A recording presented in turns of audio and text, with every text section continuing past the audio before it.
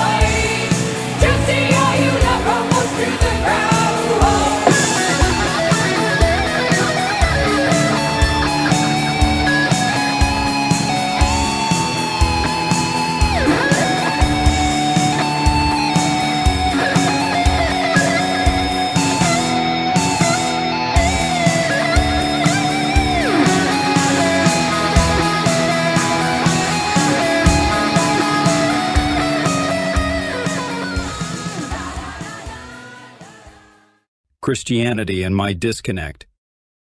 Life is suffering. Anyone who tells you differently is selling something. At age 21, I realized that Christianity did not help address my problems and riddles of life. It left me without peace, unfulfilled, and with more questions than answers, more problems than solutions. I was suffering from cognitive dissonance. Religion did not help me answer questions like what the self is. What's the true nature of the universe? What's the meaning of life? What's the point of suffering?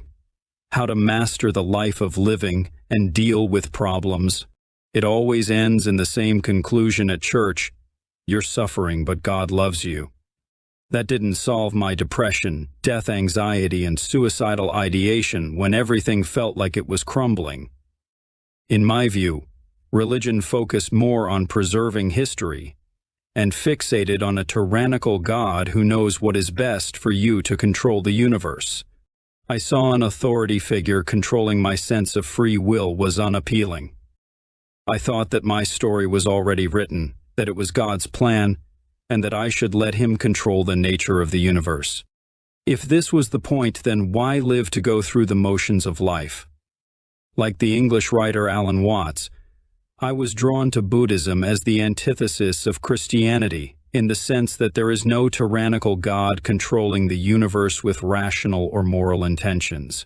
In the view of Buddhism, there is a universal consciousness in which everything is an interconnected and an interdependent part of a singular essence of life that follows its nature with no authority figure. Buddha was not a god to be worshipped, but a philosopher who founded a philosophy to live by.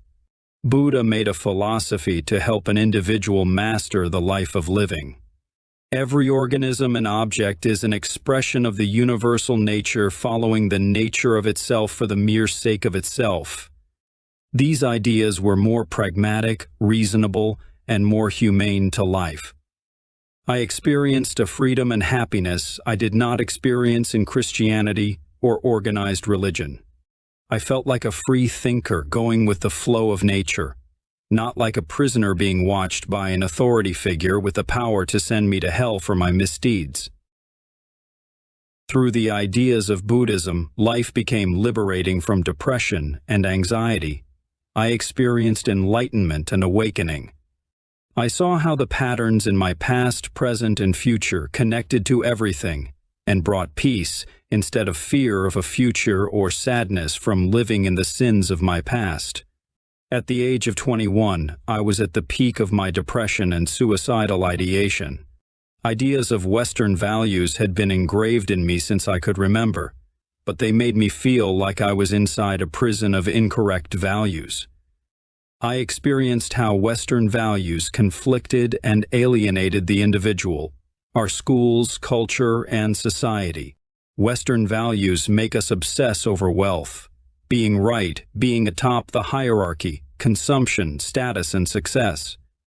I personally witnessed that those possessing everything Western society deems valuable often remained lost and disconnected from the world, the human experience, and, most importantly, from themselves. This disconnection often stemmed from being deeply entrenched in their personas or social masks. Once they achieved the top of the hierarchy, they stopped competing over materialistic things, then moved to the competition of personality traits. I saw how the best around me didn't envy others for materialism, but for physical or psychological traits they didn't possess. This was rooted in the Westerners' attempt to clothe their insecurities and character flaws with statuses, capital, or expensive clothing. But people always judge a person better for their fit body than for the clothes they wear, for example. Anyone with flaws like being overweight, scrawny, or ugly can put on expensive clothing and deceive others to think them beautiful. However, people will always deem a disciplined body more valuable. This is just one of many examples of how the Westerner behaves after chasing after the wrong things. The Westerner is disconnected from nature, others, and themselves. It is literally stupid to believe that luxury products, your successful business, high status, or social power can resolve the human experience of isolation, vulnerability, and anxiety. To top it off, Christianity has not helped the Westerners reach spiritual fulfillment. Instead, it has detached them by making them a subject of everything, instead of a part of everything. Our consciousness is aware of what we perceive. The consciousness identifies with its awareness, and the ego is this self-identification. Our ego makes us feel detached from what we observe. So if there is an I or me observing, then I must not be what I'm observing. This concludes, my internal is separate from my external. We are an ego in a body or shell.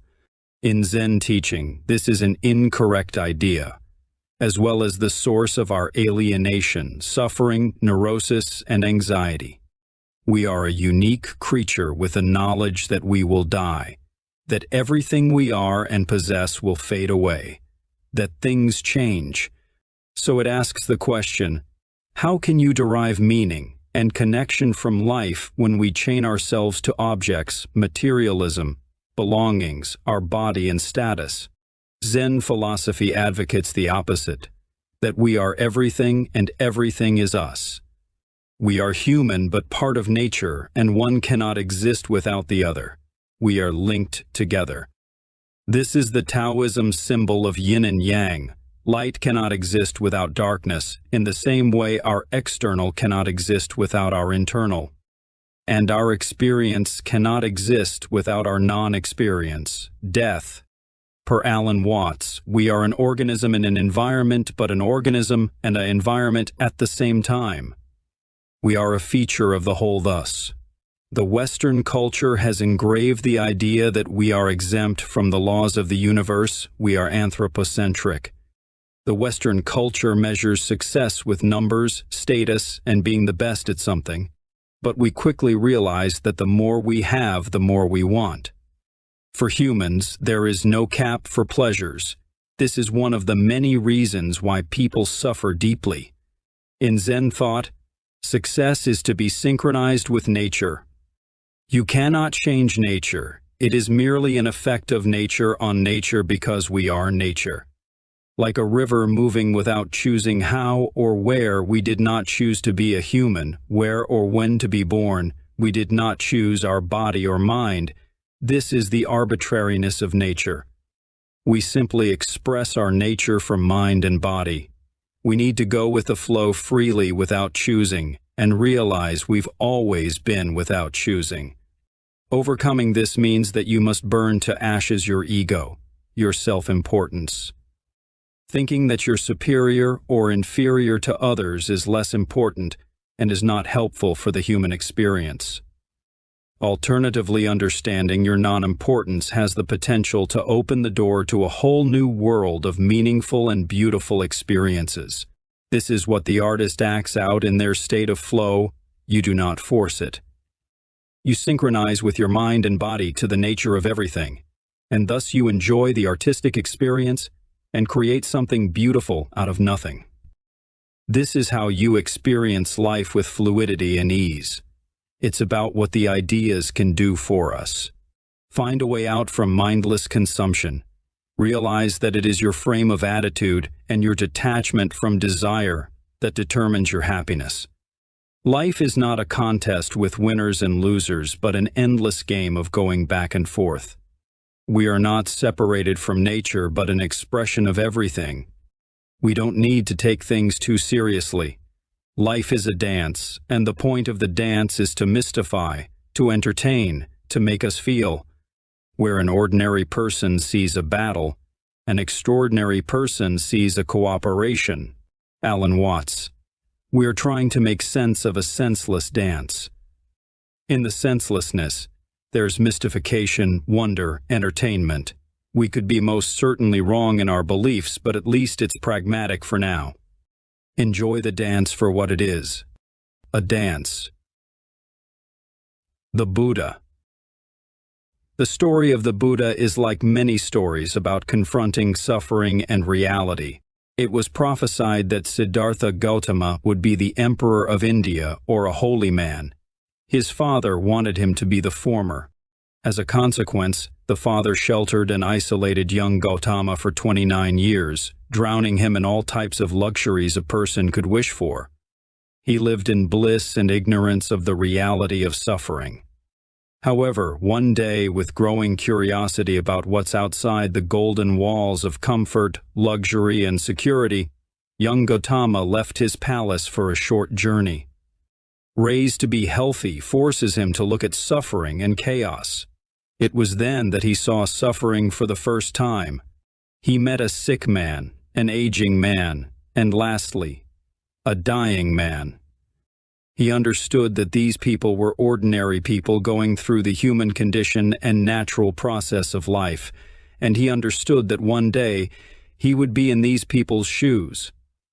After discovering reality, his world collapses. Like a child who encounters something unknown that is too much to bear, he goes home for security. After being comforted, he wants to go into the unknown again and see more of reality. After encountering the dead man, he encounters the end of childhood. There's no going back, and there's nothing your father can do to protect you from knowledge of true evil, death, and reality. Young Gautama made a fourth trip outside his golden walls of bliss when he met a holy man who had reached spiritual life inspired by suffering. He was inspired and left his palace. He proceeded to learn from other sacred men and starved himself almost to death to learn from other holy men. With years of meditation, Gautama reached the highest state of enlightenment, nirvana. Nirvana refers to the blowing out of desire. As a result, Gautama became the Buddha, which means the awakened one. He understood that from the destruction of ants to the dying of all people, we are all unified by suffering. After his discovery, he focused on answering questions on how to bear suffering. First, the Buddha suggests that we must live in moderation. We should not live in luxury since it breeds mediocrity, and excellence will wither away since challenges will disappear. We should also not abstain from food and comfort completely since we are social beings who require food, water, and shelter to survive. In Buddhism, this is called the middle way. To transcend suffering, the Buddha made the Four Noble Truths. The first noble truth is suffering, the realization that life is suffering regardless of who you are. The second is that our desire causes our suffering. As the Buddha proclaimed, attachment is the root of all suffering. The third noble truth is the end of suffering. We can end our suffering by removing these desires. Buddha points out that we must change our outlook or attitude towards our circumstances. Since we cannot control our externals, we can only control our internals, like our actions and emotions. We suffer not because of a lack of money, status, or love, but because we are greedy, vain, and insecure. By reorienting our attitudes, we can correct our behavior and be truly happy and grateful for what we have. We have the power to become better moral and virtuous people by inverting our flaws, turning ignorance into wisdom, anger into compassion, and greed into generosity. Finally, the fourth noble truth the Buddha proclaimed is the path. The following is the Noble Eightfold Path. 1. Right understanding, samaditthi. 2. Right thought, samasankappa. 3. Right speech, samavaka. 4. Right action, samakammanta. 5. Right livelihood, sama-ajiva. 6. Right effort, samavayama. 7. Right mindfulness, samasati. 8. Right concentration, samasamadhi. We must understand that wisdom is not obtained automatically. It is an accumulation of good habits. It is exercising the noble truth that will turn us into wise individuals, which aids with mastering the art of living. Simply put, suffering exists. It has a cause, an end, and a cause to bring about its end. The story of the Chinese farmer. Sai Wang lost his horse. In a Chinese village, there lived a farmer whose horse ran away, initiating a series of events that would challenge conventional perceptions of good and bad. That evening, concerned neighbors gathered to express their sympathy. "We are sorry your horse ran away." "That's unfortunate," the farmer replied. "Maybe." Surprisingly, the next day saw the return of the runaway horse, accompanied by 7 wild horses. The neighbors rejoiced, celebrating the farmer's newfound fortune of 8 horses, and said, "Isn't that wonderful? Now you have 8 horses." Farmer replied, "Maybe." The narrative took an unexpected twist when the farmer's son attempted to break one of the wild horses and suffered a broken leg in the process. Sympathetic neighbors came around and said, "That's too bad, that's so unfortunate." Farmer replied, "Maybe." Astonishingly, the following day, conscription officers arrived to enlist young men into the army, only to reject the farmer's son due to his injured leg. The community, seeing this as a stroke of luck, returned with congratulatory sentiments. "Isn't that great?" The farmer replied, "Maybe." This story makes me chuckle every time I read it. This tale serves as a metaphor for the intricate dance of fate and consequence in the natural order. It challenges the binary classification of events as inherently good or bad, emphasizing the interconnected complexity of life. The farmer's elusive "maybe" reflects a wisdom that recognizes the inherent uncertainty of outcomes, whether arising from misfortune or fortune. In the vast tapestry of nature, deciphering the true implications of any event proves elusive, reminding us that the consequences of our experiences are often woven into the fabric of the unknown. This story will connect to the following section on the laws of karma. The 12 Laws of Karma. By understanding the 12 laws of karma, you can instantly start investing in yourself. People have the misconception that karma is about punishment and reward. Instead, it is about cause and effect. You do not make choices. Your choices make you in the end. Everything you amount to is the consequence of every good or evil deed you undertake in your environment. You sacrifice today for a better tomorrow by being disciplined, hard-working, learning new skills, etc. We inhabit different structures in life, individually, familial, socially, and economically. The falter of any of these structures leads to destabilization in our lives. They are bridges that need to be well maintained. If we do not repair what needs to be repaired, we are just being an asshole to our future selves. The more mistakes you make and misbehave, the faster these structures fall apart. We know the consequences of our misdeeds and those of others well, but we refuse to learn from our mistakes and those of others. There's a deep sense of narcissism that compels us to disobey logic. If 99 people made the same mistake and had the same negative consequences, what makes you believe you will have a different outcome? Narcissism and stupidity. If you didn't listen and pay attention to someone's advice about a mistake they committed, then you're deaf. If you listened and committed the mistake they told you not to commit, then you're stupid. If you are deaf and stupid, may God have mercy on your soul. You think you're special just because it's you and you're not them. You falsely believe you will have a better and different outcome, but again, your narcissism rules over your logic and leaves you to pay the consequences. All hell will break loose in your life when you break the law, especially a universal law. Working in a trauma hospital in the middle of low-income communities exposed me and taught me about how unlucky people suffer. All teenagers, young and mature adults, pay the price when they are part of a gang. They pay with their bodies for the rest of their lives. Some of them lose the ability to walk, their organs, their sight, or their lives simply because the wrong choices amounted to the wrong life. Without further ado, these are the 12 rules of karma that originated from the Hindu and Buddhist belief systems. Begin implementing them today. 1. The Great Law. As you sow, so you shall reap. How you treat others is how they will treat you. Most people reciprocate, especially when you do good. Think of every good interaction as an investment. You will receive as much as you give or even more.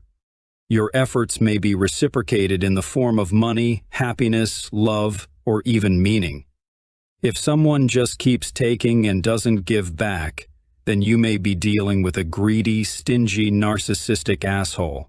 Stop giving when your efforts are not reciprocated. Expect to be betrayed by friends, coworkers, and your leaders. Others will attempt to wash your hands on you. But if you build a good reputation with everyone you know who knows your transgressor, they will turn against them, not you. Why? Because many people can spot a liar. It's easy to identify jealous individuals who harbor resentment because they feel inferior to you. Every good deed will be returned to you sevenfold in better ways.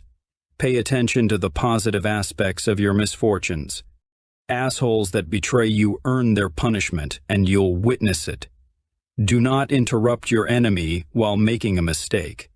Always give enough rope to your enemy for their noose. A good reputation will lead others to protect you and have your back when you're absent.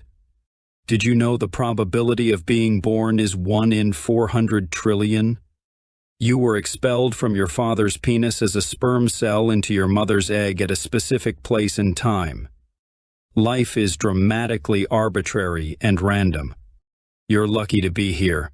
Simply put, had your parents chosen a different day for sex, then that would have taken you out of the picture instantly. That's how random and arbitrary life is. It's so strange. To put it mildly, we have the power to shape our lives positively by purposefully planting good deeds, which in turn yield fruits of meaning and happiness. 2. The law of creation. You attract what you are, not what you want. You become whatever you surround yourself with.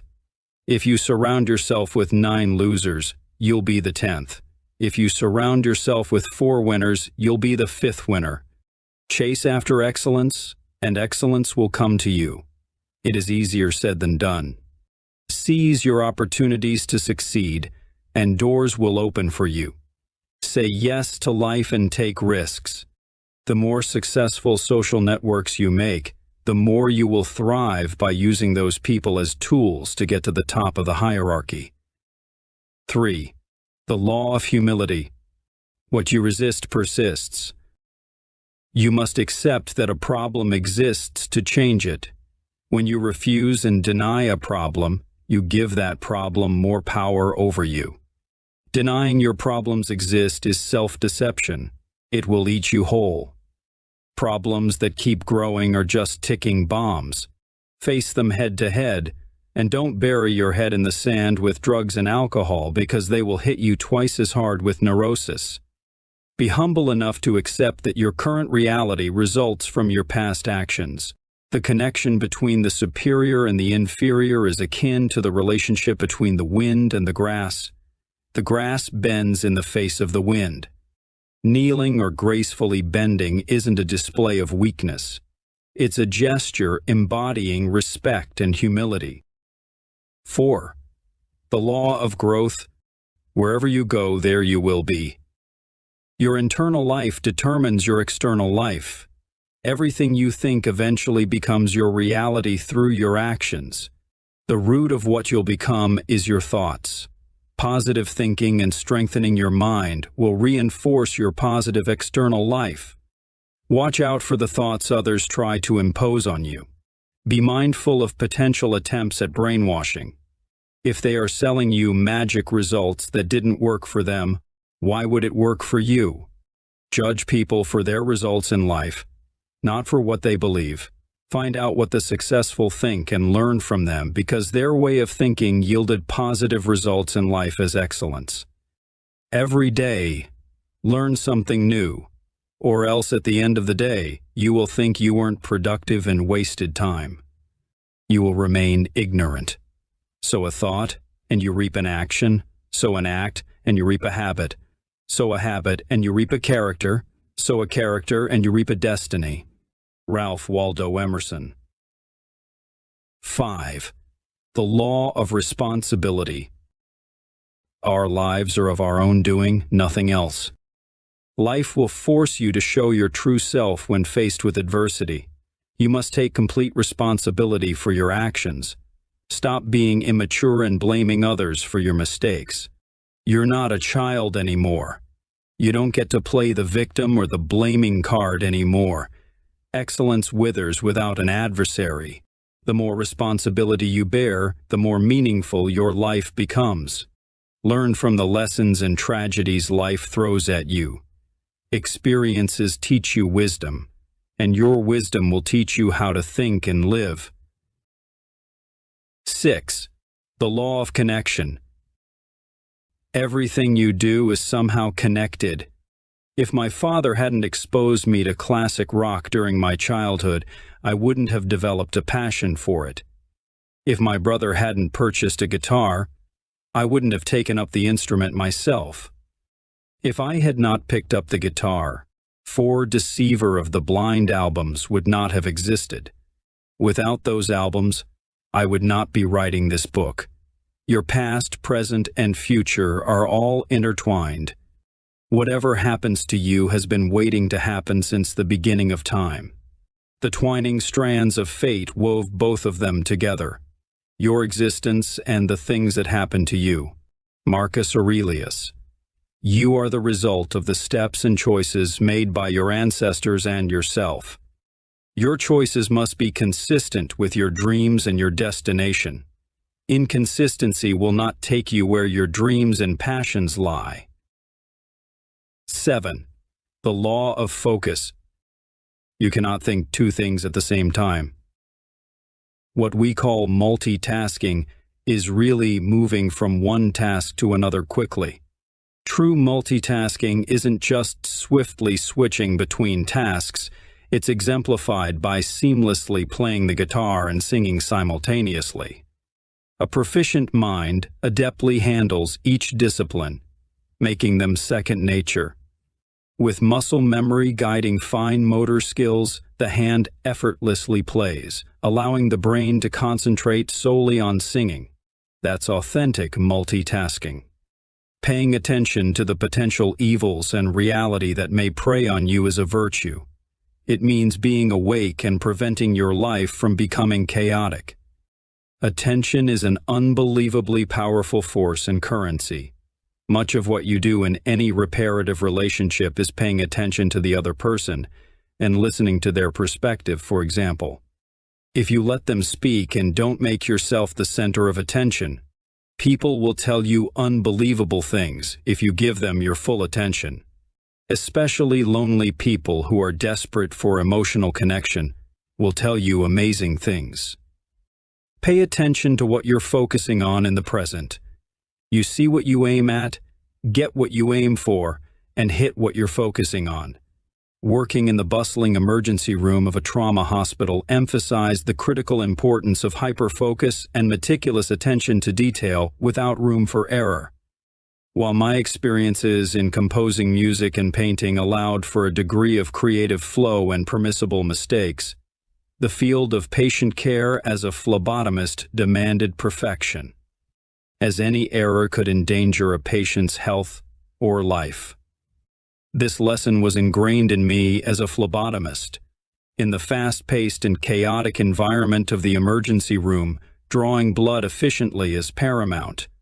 Assessing patients' arms, identifying suitable veins, and ensuring successful blood collection become intricate tasks, especially when dealing with individuals from a low-income community facing health challenges such as diabetes, dialysis, or a history of strokes, making them hard sticks with deteriorated veins. The ability to swiftly and safely draw blood from challenging patients requires a combination of empathy, interpersonal skills, and keen attention to detail. Fine motor skills and unwavering focus are crucial in targeting and hitting veins accurately, especially when dealing with moving psychiatric patients.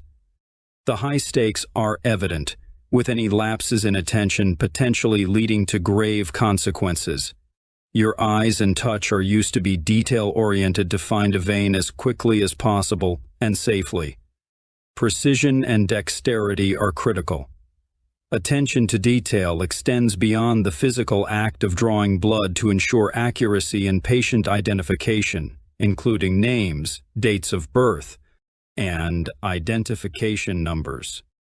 There is no room for mistakes when misidentifying a patient. The multitasking involved in handling multiple specimens in patients demands extreme caution, as mislabeling could prove fatal, particularly in pre-transfusion tests like the type and screen. Testing includes the determination of a patient's A-B-O group, RHD type, and a screen for the detection of atypical antibodies. Additional red cell antibody identification testing is performed when atypical antibodies are detected. Administering the incorrect blood type to a patient as a result of the phlebotomist label and tube mix-up is not just an error. It's a life-threatening mistake that can lead to the patient's death. The gravity of errors in such a highly stressed, tragic, and stimulating environment is magnified, with the potential for life-threatening consequences. With each patient encounter, it's crucial to maintain sharp focus on both the veins and the needle. Accidentally pricking yourself with a small needle, especially after dealing with an infected patient, puts you at risk of contracting serious illnesses such as HIV, hepatitis B, HPV, hepatitis C, and more. Beyond the technical aspects, the role requires a predator-like focus, with the ability to drown out distractions and hone in on targets accurately. This level of precision is not just a job requirement, but a fundamental skill that transcends the immediate tasks, shaping a mindset that is always sharp, alert, and dedicated to the well-being of the patients. I became a phlebotomist because my therapist told me I should find an outlet for my sociopathic tendencies. Nah, just kidding.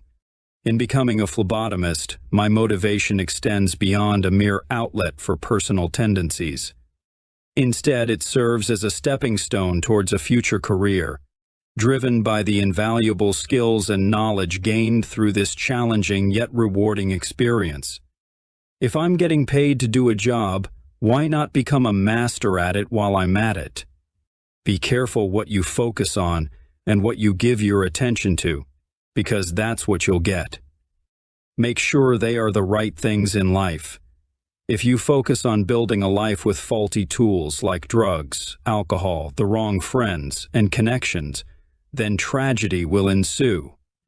You'll be another loser in a trauma hospital begging for bread, and a loser in the streets begging for another hit. If you do the opposite, such as aiming for a career, family, a drug-free and alcohol-free life, exercise, and cultivating healthy eating habits, your success will become a snowball effect. It's compound interest. You make the choices. You don't get to play the victim card.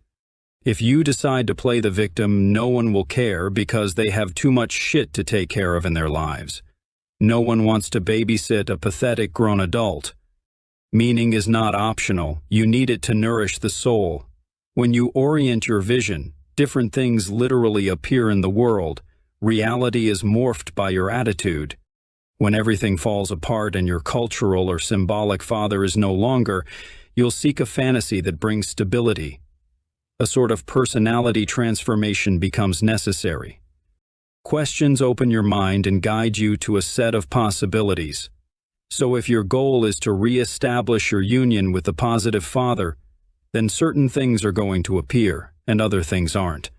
Which is the transcendent star, which is the goal, which is the developmental process. But you don't get something you don't aim at. 8.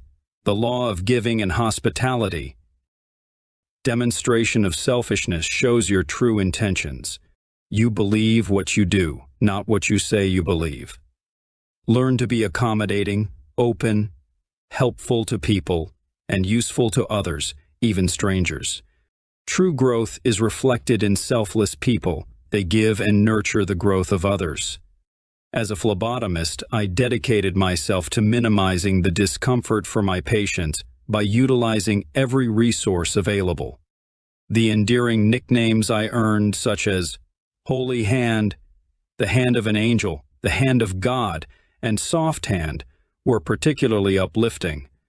These compliments, especially when coming from individuals facing challenging circumstances, truly brightened my day and highlighted the positive impact I had on their lives. Helping others helped me find more meaning, especially when you realize how their lives are interconnected to yours. You can be cynical and say, well, anyone can do your job. Well, yeah, maybe some may be able to get the job done like me or you, but only you can provide the exceptional customer service that makes someone feel like their lives still matter. But if you want to be realistic, not everyone can be exceptional at their job, even if it's a low-status job. Most people hate their jobs, which is apparent in their work ethic and those they affect. So the moment you actually decide to do an excellent, caring job at what you do, you become better than others. You'd be amazed at what others tell you if you just make eye contact and listen. Steer clear of those who seek to diminish your aspirations. Mediocre individuals often engage in such behavior, attempting to downplay your ambitions. Conversely, those who possess greatness inspire a sense of possibility within you, fostering the belief that you, too, have the potential for greatness. 9. The law of presence. One cannot be present if they are looking backward or, for that matter, forward.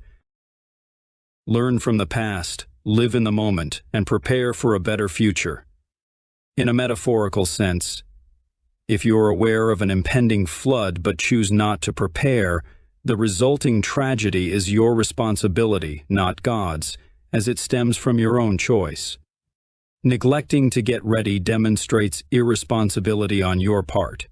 Your decision to prioritize pleasure and disregard the impending tragedy is what causes your pain. You cannot blame nature or others for your irresponsibility. There are two types of things: things you can control and those you cannot control. If you can't control them, then why complain about them? If they are under your control, why are you complaining if you have the power to fix them? Either way, you do not have an excuse to complain. Quit complaining and grow up by accepting responsibility. 10. The law of change. History repeats itself unless changed. If you want to change your life, cultivate good habits and eliminate the bad ones. If you don't want to feel exhausted and miserable, then don't eat shit foods and start exercising. If you don't buy crap at the grocery store, then you won't eat crap at home. Learn how to meal prep, plan accordingly, find pride in your cooking, and eat well to stay healthy physically and mentally. Sounds like common sense, right? The problem is that common sense is not common practice. You must dissect every action you undertake daily to figure out what is poisoning you through time. 11. The law of patience. Nothing of value is created without a patient mindset. The reward comes with patience. You need to learn how to sacrifice today for a better tomorrow. Don't compare yourself to others. It is unfair to your present self. You should strive to be at least a little better each day. 1 is much better than 0 progress. You are a big block of marble. Through suffering, discipline, perseverance, experiences, and learning, you're constantly creating yourself, giving your life shape. You have the power to turn yourself into a beautiful David by Michael Angelico or a stunning Venus by Botticelli. A piece of art takes a lot of work and patience in the process. You even have to learn new techniques to make new adjustments and solve problems. That's why an impatient artist who deceives himself about his artwork's mistakes and leaves them uncorrected never makes anything of worth. The most common sort of lie is that by which a man deceives himself. The deception of others is a relatively rare offense. Friedrich Nietzsche. 12. The law of significance and inspiration. The best reward is that you contribute to the whole. If you take care of yourself, you're taking care of others by not being selfish and not needing them. You no longer become a burden to others and yourself. The Matthew's principle originates from the Bible. Matthew 25:29 reads, "For whosoever hath, to him shall be given, and he shall have more abundance.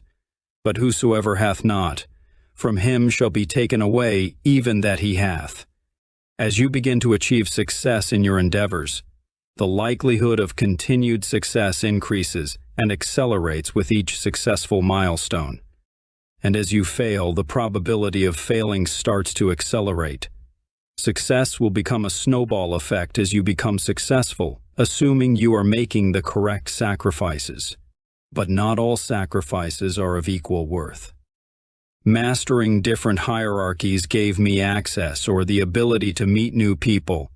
They became friends and tools, and I could use them as a utility.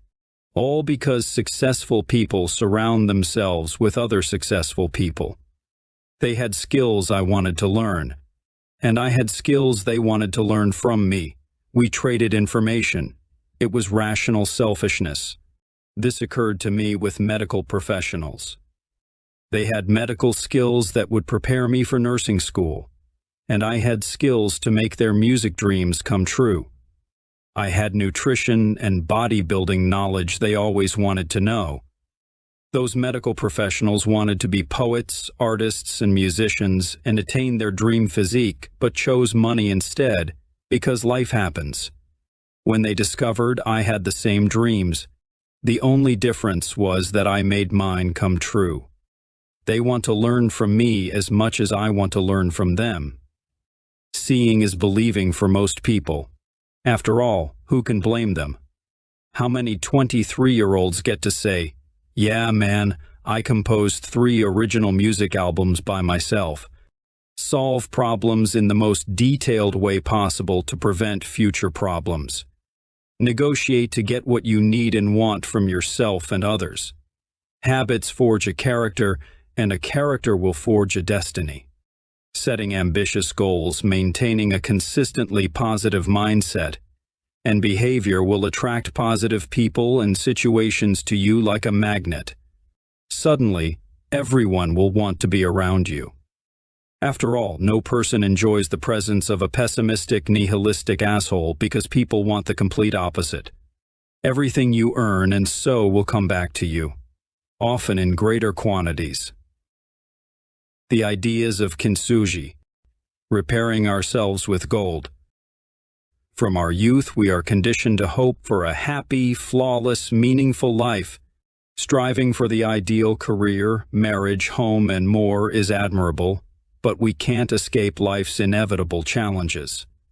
Its blows may leave us fragmented, shattered, and broken into seemingly worthless pieces. Our dreams and aspirations crumble to the ground. It feels as if everything we love and touch withers and dies. In Japanese philosophy, there's this hopeful idea of kintsugi. Zen philosophers developed an argument that pots that have been damaged and broken should not be neglected nor thrown away. Instead, one should repair them with respect and care. This symbolizes the reconciliation with flaws and accidents of time that occur to us. This concept is known as kintsugi, or join with gold. In ancient times, artisans used a costly lacquer powder to mend broken pots and bowls. The golden lines serve as a symbol, urging us to honor what is damaged and scarred. In the same way, we shouldn't attempt to disguise the fact that we are damaged, but instead show the fault lines beautiful and robust.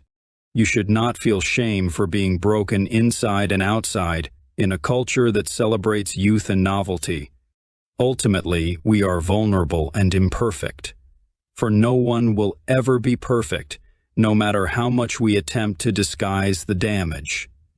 We need to gather our broken pieces and mend ourselves physically through proper nutrition and exercise. Mentally, we can heal through therapy, meditation, introspection via psychology and philosophy, among other means. We are redeemable characters in our stories.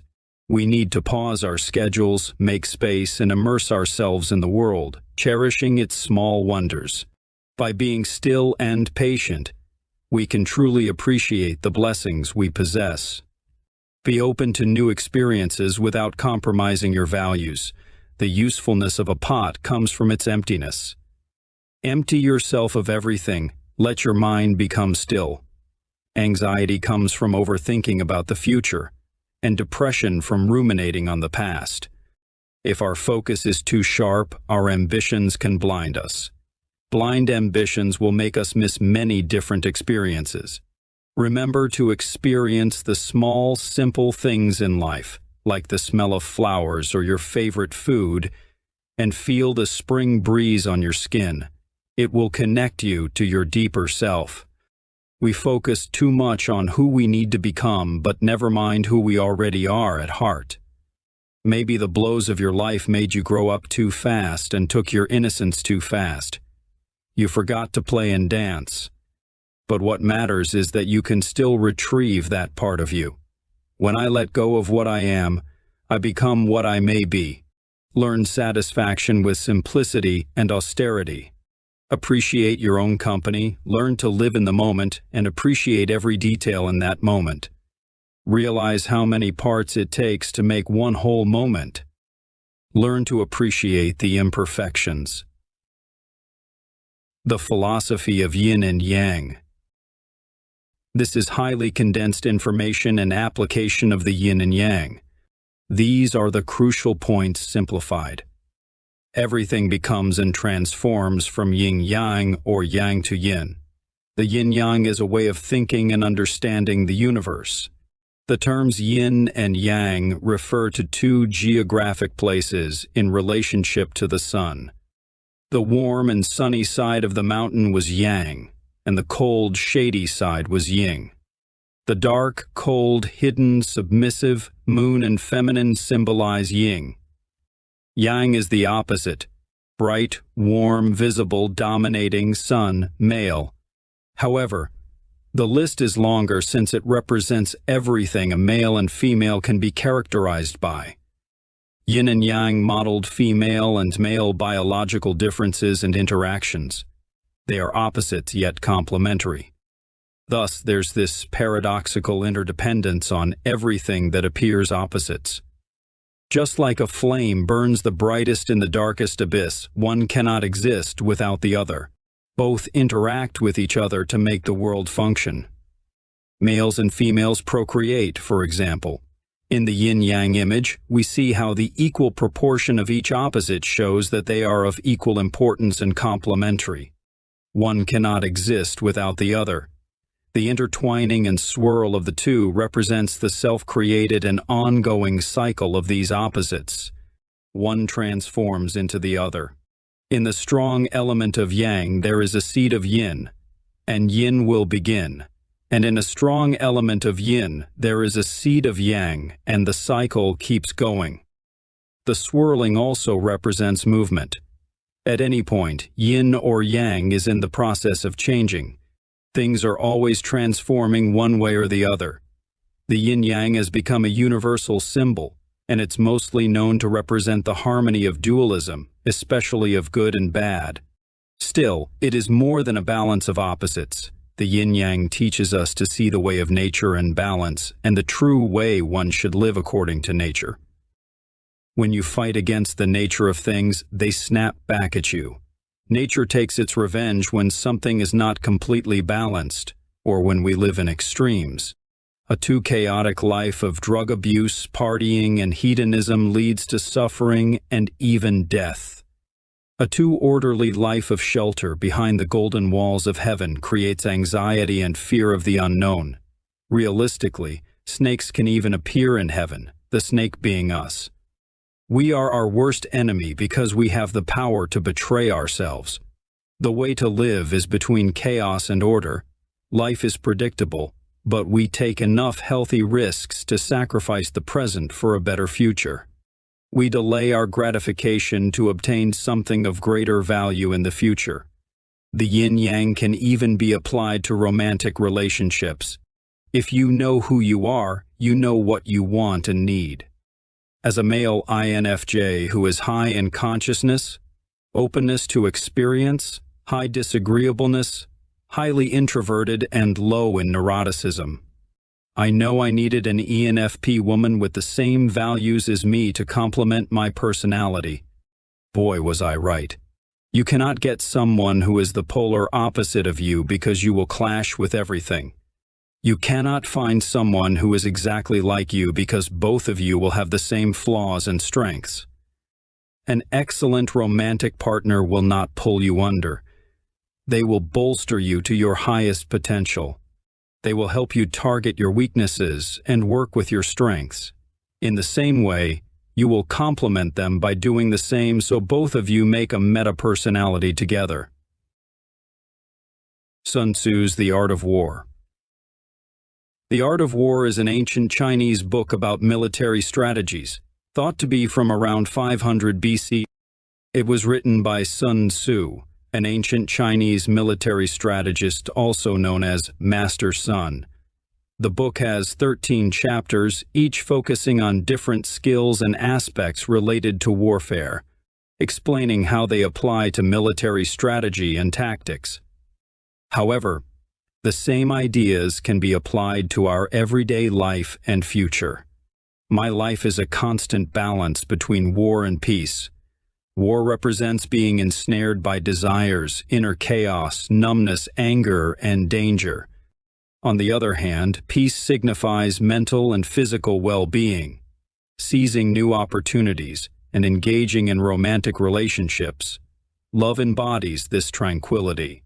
Despite achieving peace through self-improvement, discipline, and dedication to my values, I sometimes yearn for challenges to grow stronger. The internal struggle often leans towards war, akin to a tightrope walker on the brink of self-destruction, making everyday life a hard-fought battle. Realistically, war is a necessary precursor to peace. In the following section, I'll explore fundamental principles of the art of war and how they can be applied to our lives. Principle 1. War is always possible. The art of war teaches us to rely not on the likelihood of the enemy not coming, but on our own readiness to receive him, not on the chance of his not attacking, but rather on the fact that we have made our position unassailable.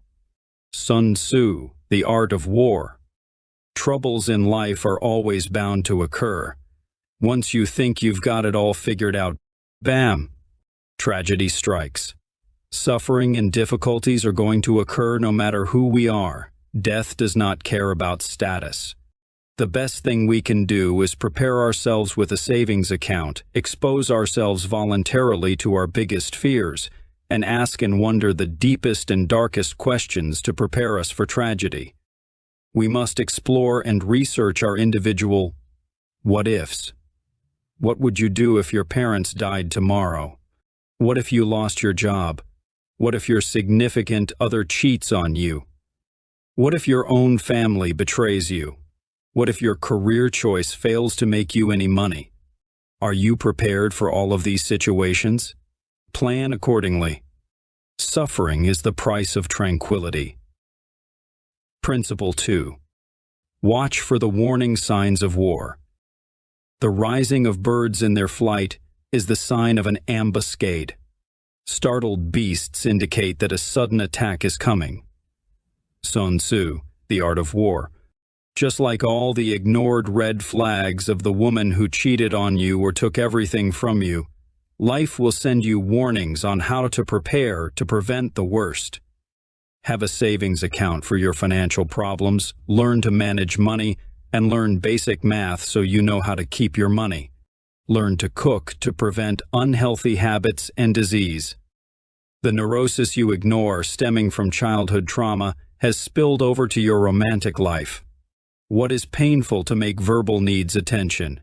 You need exercise and eat healthy to prevent disease. Many different aspects of your life need work. Identify them and change them before it's too late. If you ignore warnings and do not prepare, you're the one to blame for your downfall. Principle 3. Avoid war at all costs or engage on your terms.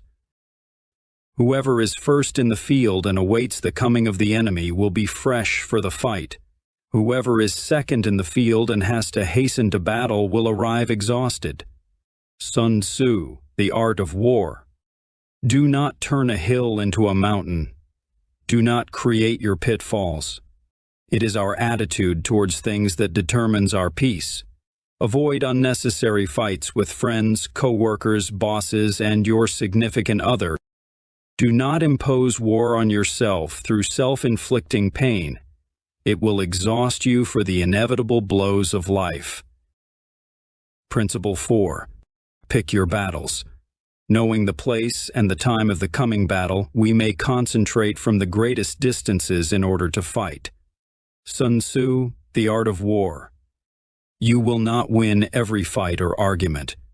If you know you've made a mistake, accept it, apologize, never repeat it, and move on. Do not be arrogant or naive to believe you will beat an opponent that will swallow you. Know your place and be humble. If people like you, especially those with power, you have power. Principle 5. Spend energy wisely. Now, when your weapons are dulled, your ardor damped, your strength exhausted, and your treasure spent, other chieftains will spring up to take advantage of your extremity. Then no man, however wise, will be able to avert the consequences that must ensue. Sun Tzu, The Art of War. We are referring again to the 80-20th principle. 80% of outcomes, or outputs, result from 20% of all causes, or inputs for any event. Time is energy. You must know how to spend it and where to invest. You have 8 hours to sleep, 8 to work, and in the remaining 8, you only have 3 to 5 hours of free time. Do not waste time with losers. Do not practice habits that will turn you into a loser. Once you're inside that hole, getting out of it will be incredibly difficult. If you're burned out and overwhelmed with life, step back, rest, then keep going. Resting appropriately and balancing it with work will make you more productive. Learn and know your limits. You are of no use when exhaustion has killed you, metaphorically speaking. Principle 6. Adjust the battle plan to end the war as fast as possible. Do not repeat the tactics which have gained you one victory, but let the infinite variety of circumstances regulate our methods. Sun Tzu, The Art of War. Do not make mistakes over and over again in life. A wise person learns from their mistakes, applies them, and keeps moving up the hierarchy. For example, do not trust someone who has betrayed you. And do not return to habits that made you unproductive, cynical, and useless to the world. Adapt and overcome according to the situation, but never give up your values and virtues. Once you betray yourself, you've lost your internal war. Principle 7. Be prepared for loss. Sun Tzu said, "The good fighters of old first put themselves beyond the possibility of defeat, and then waited for an opportunity to defeat the enemy." Sun Tzu, The Art of War. Life will throw you curveballs. Life will attack your blind spots, even though you have found a new beginning. You must prepare plans C and D. Saved up money will not solve all our problems. What if you lose a limb in a car accident? Or your senses? That will change your life forever. A sheltered baby is always destroyed when the golden walls of heaven collapse on them. Wherever you go, expect death and pain. Principle 8. You're stronger than you think. On the day they are ordered out to battle, your soldiers may weep, those sitting up bedewing their garments, and those lying down letting the tears run down their cheeks. But let them once be brought to bay, and they will display the courage of a Chu or a Kue. Sun Tzu, The Art of War. Difficulties will make you stronger. Don't wish for a comfortable life. Comfort will make you weak and mediocre. Instead, wish for peace with difficulties to overcome. You will obtain great pleasure and happiness this way. You may think you won't be able to handle the challenges when you imagine them, but once they arrive, they are more manageable than you thought. Identify the problem. Strategize, adapt, target, and execute the problem with your best solution. Did you fail? Try again, but this time apply what you learned from your mistakes. Principle 9. Appreciate, enjoy, and nurture peace. There is no instance of a country having benefited from prolonged warfare. Only one who is thoroughly acquainted with the evils of war can thoroughly understand the profitable way of carrying it on. Sun Tzu, The Art of War. Things in life that appear stable are unpredictable. Things you take for granted, like food, shelter, water, friends, and family, help renew peace. It is war and pain that makes you appreciate peace. If you're in a peaceful place yet miserable, then you don't know what suffering is. What you think is nurturing you is really poisoning you. Nurture all your relationships and maintain them to preserve peace. Repair the relationships with family and address problems in your romantic relationship. Problems do not go away until you fix them. They accumulate if avoided. Take good care of your possessions and appreciate everything because they won't last forever. Excuse the cliché, but you don't know what you have until it's gone. Peace won't last forever. Suffering will help you see what you truly value. Truth, beauty, wisdom, love, and art are peace. Aim at them to have a beautiful, meaningful life. The Myth of Narcissus, Eckhart Tolle. I'll be exploring insights shared by Eckhart Tolle, sourced from the Russell Brand podcast featuring Eckhart Tolle, initially aired on June 27, 2020. Eckhart Tolle is a spiritual teacher and best-selling author. These concepts serve as powerful and practical tools to shield yourself from or break free from consumerism. They offer a straightforward perspective on grasping the confines of narcissism and how it infiltrates our existence, potentially taking control of us. Understanding these ideas will put you miles ahead of others when chasing the right things in life. If you can practice what he preaches, you will be more fulfilled and automatically richer, since your money will not go into materialism, but instead into things that help you find more meaning in life, like traveling and purchasing tools to help your personality grow. Don't get me wrong, it is nice to have cool toys, but you should not attach your happiness to them. I will further explain this with the philosophy of Epicureanism in a later chapter. Understanding how to obtain spirituality and its importance will help you live a more meaningful and peaceful life. If you chase after the wrong things, you'll be miserable. The pursuit of wealth is believed to bring happiness. Why do so many individuals find themselves in a state of profound misery? They struggle with deep suffering, insecurity, self-hatred, attachment and identity struggles, issues of abandonment, addictions, and challenges rooted in mommy and daddy issues. If wealth is supposed to bring happiness, why are so many individuals unconfident and incompetent, causing them to envy others for their possessions or personal qualities?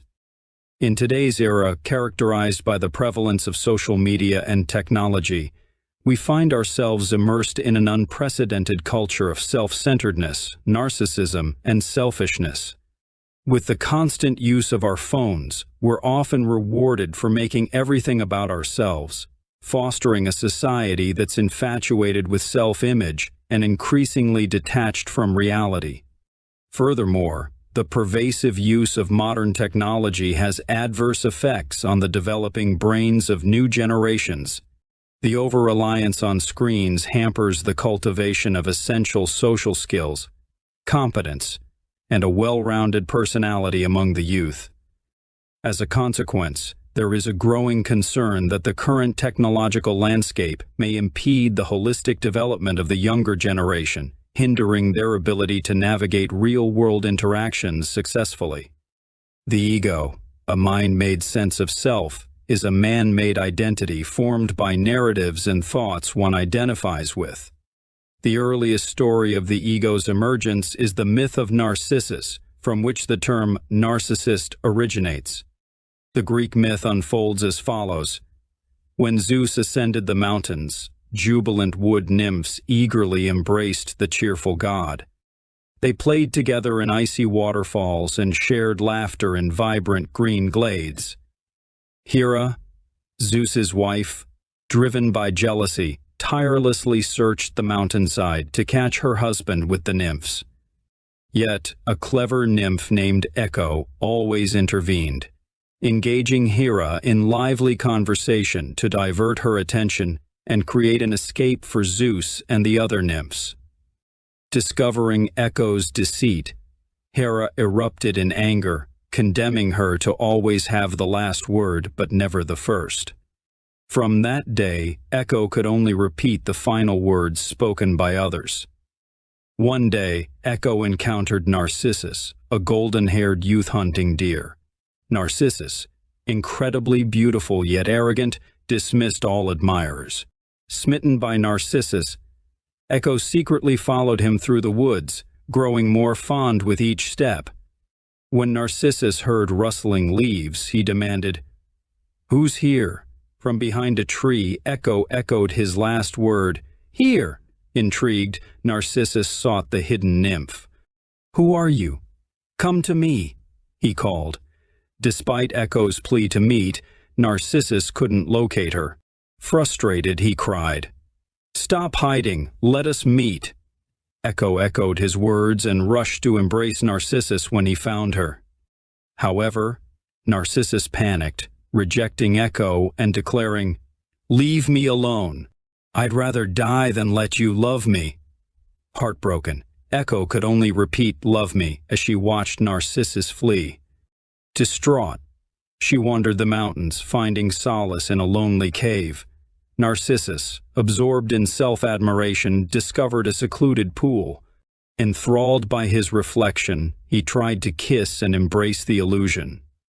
Overwhelmed by cruel irony, he wept, realizing his unrequited love for himself. As Narcissus wasted away, fixated on his reflection, Echo mourned in her cave, withering into a thin, voiceless existence. The nymphs later found only a magnificent narcissus flower beside the hidden pool where the youth had yearned for his reflection. From then on, the solitary voice of Echo resonated through the mountains, echoing the final words spoken by anyone. Every ego exhibits strong narcissistic elements. As Narcissus was captivated by his reflection, he fell in love with himself. However, Tolle's interpretation suggests that he became obsessed with the image of himself.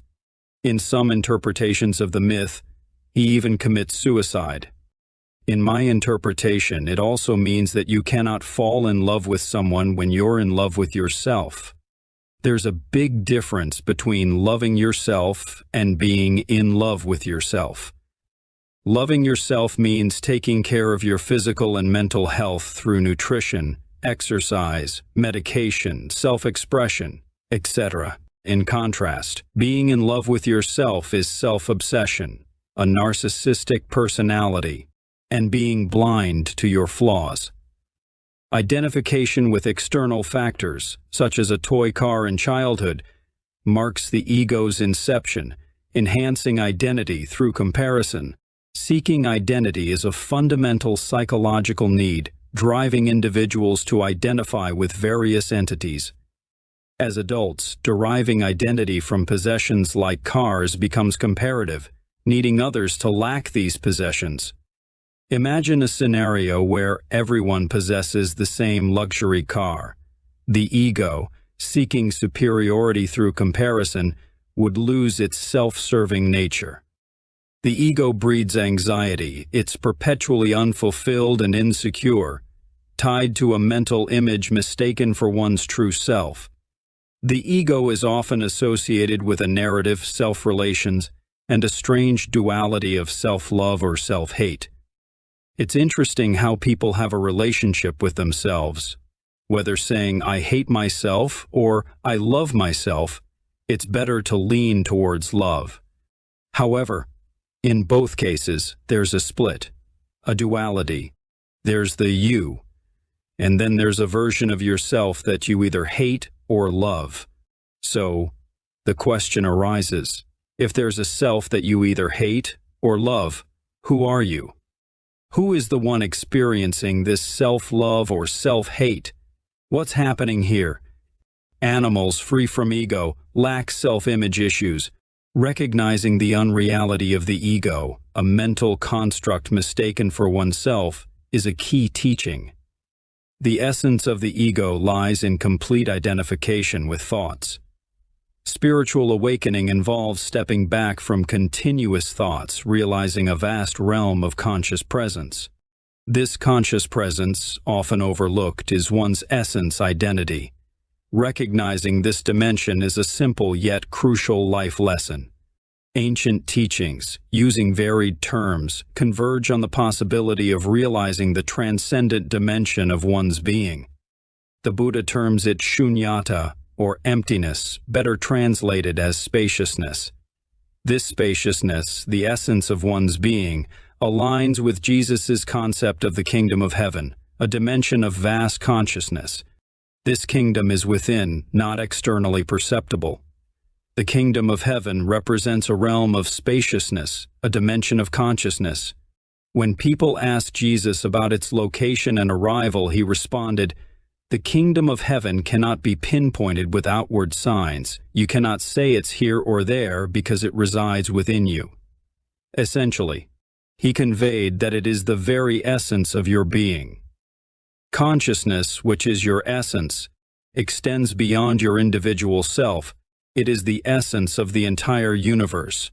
As a microcosm of the universe, realizing your true essence means